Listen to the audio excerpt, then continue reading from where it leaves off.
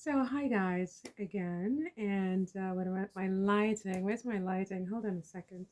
Let's see over here. I gotta get some light up in this place. Is that any better? Probably worse. Oh la la. This is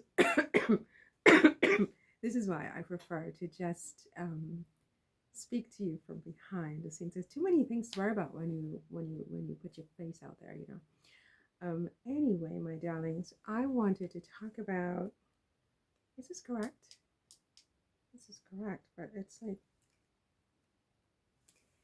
Harry and Meghan again, and how they punked the tabloids 5 times. Well, I think they punked the tabloids a lot more than 5 times, but in this video, I wanted to get into 5 times that they absolutely punked the tabloids. It's my new word, punked.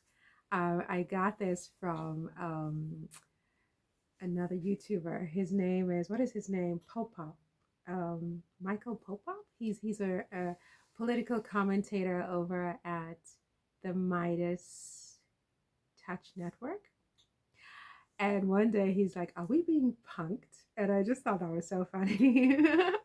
So I'm like, "Oh my gosh, I have to use that." Okay, so are we being punked? So Meghan and Harry punked the UK media 5 key times in the past, and I wanted to highlight those times for you in this video. So are you up for it? Let's get into it. So yeah, the media tries to paint Harry and Meghan as victims, or not that they paint them as victims, but they try to paint this picture that Harry and Meghan want to be perceived as victims. And I think that that couldn't be further from the truth. Harry and Meghan are two very resilient people, and I think they've proven time and time again that they're very resilient. They know what they're doing. They're smarter than the so-called journalists. I like to call them the per diem, per click band of so-called journalists, okay? Because I don't know what's going on. I mean, it's very sort of, I think, bottom feeding at this point. You know, it's not really what I consider to be journalism, you know, something that I want to sit and, you know, my precious time that's left on the earth, you know, listening to this drivel, you know. So that's what I think a lot of these so-called journalists are spewing at this time about Harry and Meghan, and they're trying to victimize Harry and Meghan so that Harry and Meghan can play the victim card. But Harry and Meghan are very busy achieving things, creating things, showing up, getting things done, and just being overall, you know, a brand that everybody loves to see and to consume. So yeah, so let's talk about those 5 times that I think they punked the media. Okay, so I was going to do a voiceover, but I said let me try to continue with this, you know, FaceTime video. Like once in a while, I guess I could do one of those. But the first time I think was, oh, not the first, but certainly one of the key times was in 2020 when the Sussexes announced that they are stepping back as royals and they're moving to North America with little Archie, and they yeah, they were done. And I think for a lot of people, especially in the media and of course the royal family, is they saw it as Harry being impetuous and impulsive, and they expected them to come running back. I'm going to cough in 2 seconds, guys. Hold. Sorry, you guys.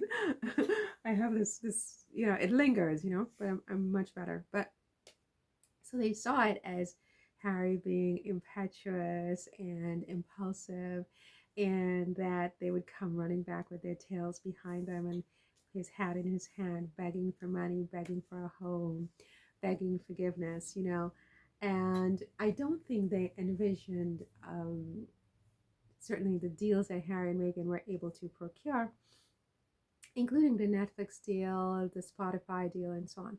It is true that not everything worked out in the long run, but that's business. I mean, business, you cut the deal, and in that moment, that's when you need it, that's when it matters. If down the line it sort of caves in, it caves in. but at the time that they needed it, in 2 seconds of going to cough again, they had these resources, and so they were able to. I'm sorry, you guys.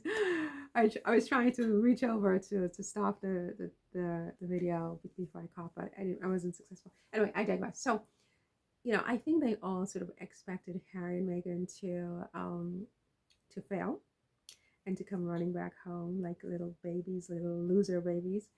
And, that didn't happen. I mean, they were very poker faced.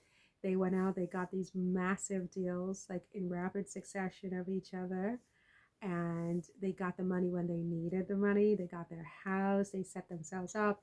And whatever happens after, right? But they were able to solidify themselves, anchor themselves right in the face of their trolls, their haters, their critics, and their, nemesis, whatever that means, right? Um, if that's not punking someone like slam dunk, like over, just like it's like doing a 3-pointer like over someone's like head, in basketball or something. I just, I just think that they utterly punked everybody with that announcement and then sticking to it, making it happen, and succeeding. Do you agree?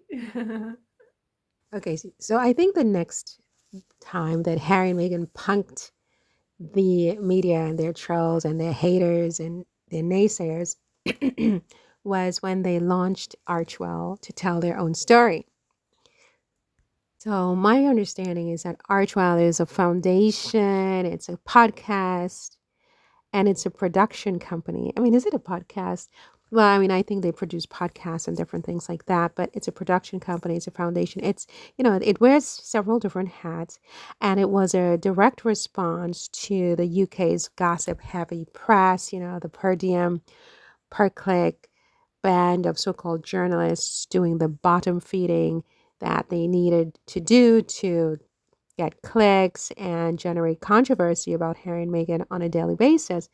And so while they were busy doing that, Harry and Meghan were busy launching Archewell and coming up with something incredibly original, including the name Archewell. Nobody even knew where that came from, and through their platform, Harry and Meghan have now produced and will continue to produce meaningful content that aligns with their values, and they're able to bypass the tabloid filter entirely because there are no leaks in Montecito, as we all like to say in the Sussex squad. So when things drop, it's completely up to Harry and Meghan. I mean, they're in full control of that narrative, and they give the media only what they want the media, especially the tabloid media, to have.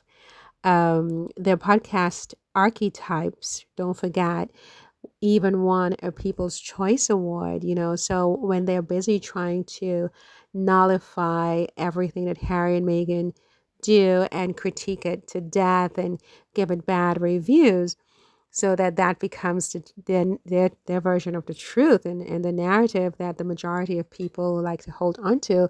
It's important to once in a while, remind people that Archetypes, the podcast that was produced by Archewell, won a People's Choice Award, right? Proving that Harry and Meghan can outshine their critics on their terms, and they continue to outshine their critics at every turn. You have some very desperate people, but no matter what, Harry and Meghan just keep on going.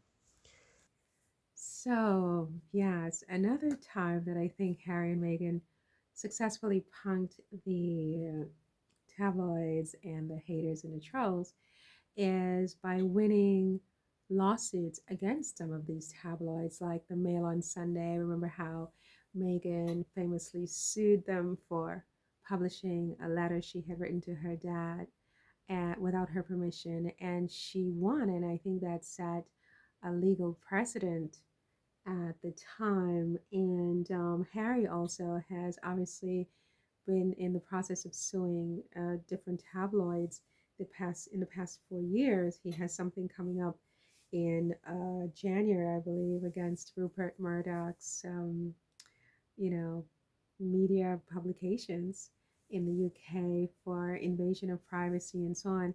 And I think that's a punk because, you know, they didn't expect it. They didn't expect, I'm going to cough again. Oh my God. I'm going to try to control it. The media did not expect Harry and Meghan to fight back. They expected them to just take it and just, shut up and don't explain, don't complain. And they get to defame Harry and Meghan, they get to invade their privacy and so on without consequences. And I think that certainly Meghan started, a trend with that is that she gave her husband permission to stand up for himself, which he continues to do as well against the tabloids and winning. It's one thing to stand up for yourself, and it's important for all of us to do that, win or lose, right? But it's another thing to do it and to actually win. And I think Harry and Meghan are very good at winning, which is why to me that qualifies as a punk. They're punking their trolls, their haters, and the tabloid media. So there's that. And so the next time I think Harry and Meghan punked the media and the haters and the trolls was with their documentary, the Netflix documentary, the famous, infamous documentary, Harry and Meghan on Netflix, the highest rated documentary on Netflix, I think, of all time. And I think with that documentary, they really reclaimed their narrative away from the media. And the media was left sort of scrambling to figure out how to regain the narrative from Harry and Meghan because they had wrestled, they had successfully wrestled that narrative away from the media. They were able to tell their version of the story, their truth, believe them or not. They presented you with their version of the story and they stood up for themselves. And it was just so highly rated. So many viewers, so many people watching and continuing to watch. It continues to ricochet. And yeah, they didn't back down. They didn't go fading into the proverbial wallpaper. They really stood up for themselves with the Harry and Meghan documentary. They presented their own footage, their own sort of original data and content with that.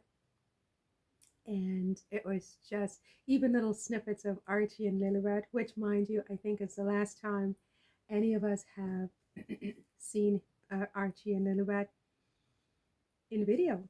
It's 4 years ago, and so it's very controlled. They are in control of their narrative, and I think that documentary on Netflix was the first time that they really decisively took charge of their narrative and wrestled it away from the tabloids and other media.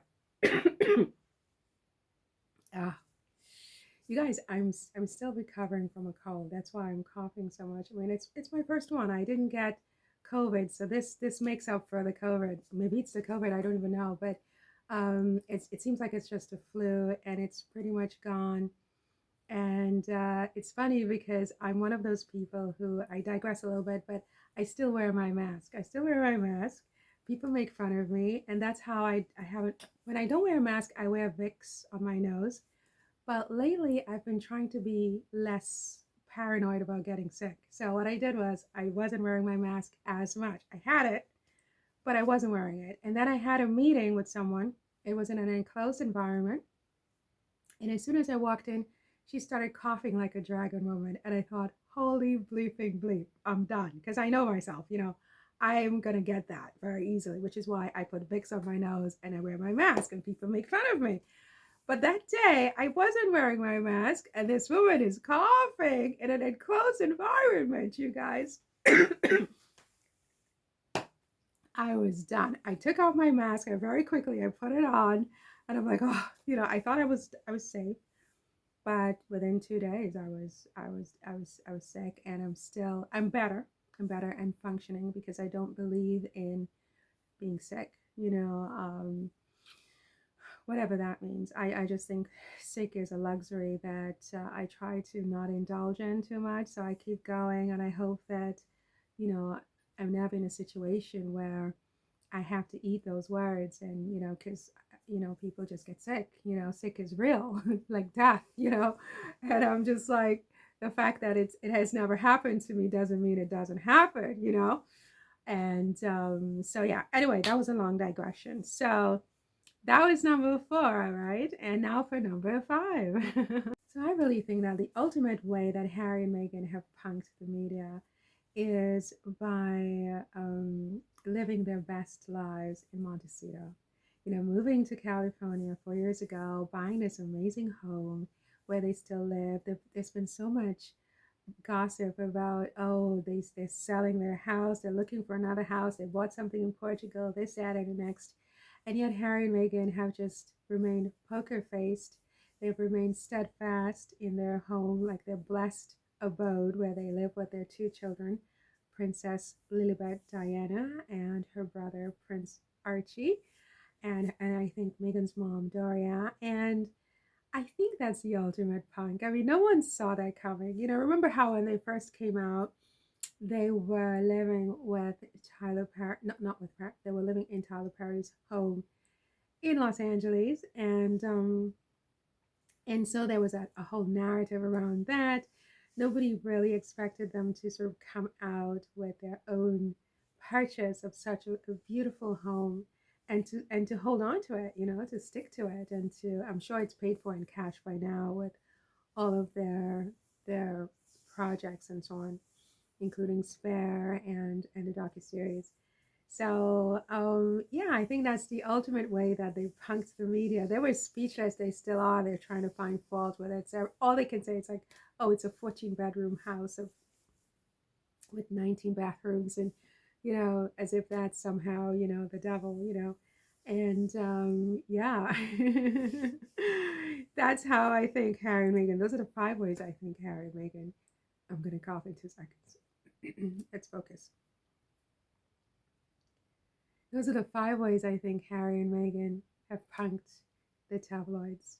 Do you agree? Let me know in the comments. I'm going to stop here because I'm going